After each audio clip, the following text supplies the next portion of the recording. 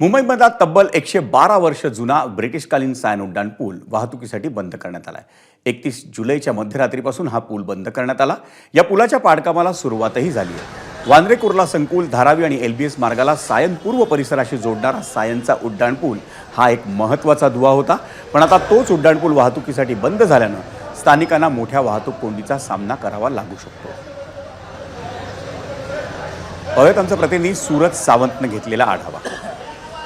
सायन, धारावी आणि बीकेसी याला जोडणारा सायन ओव्हरब्रिजचं काम हे हाती घेण्यात आलेलं आहे। पुनर्विकास प्रकल्पाचं जे संपूर्ण काम आहे हे देखील सुरू आहे, त्यामुळे प्रवासासाठी हा ब्रिज आता बंद करण्यात आलेला आहे। काल मध्यरात्री या संदर्भातले फलक या ठिकाणी लावून पण पाहू शकता की दोन्ही ठिकाणी बॅरिकेडिंग करण्यात आलेली आहे। जो मध्ये डांबराचं कोटिंग होतं ते देखील उकाडण्यात आलेलं आहे।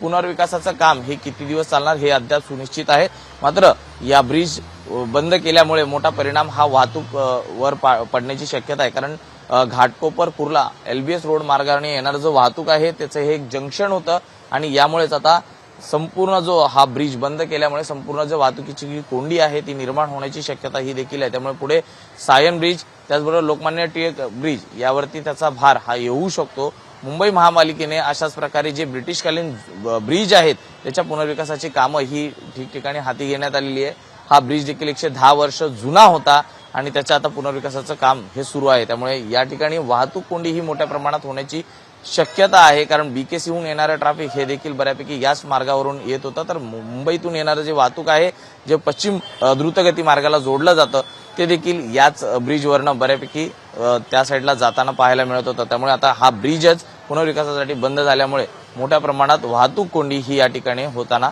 पाहायला मिळू शकते। व्हिडिओ जर्नलिस्ट अजित कदमसह मी सूरज सावंत, एबीपी माझा, मुंबई। एबीपी माझा, उघडा डोळे बघा नीट।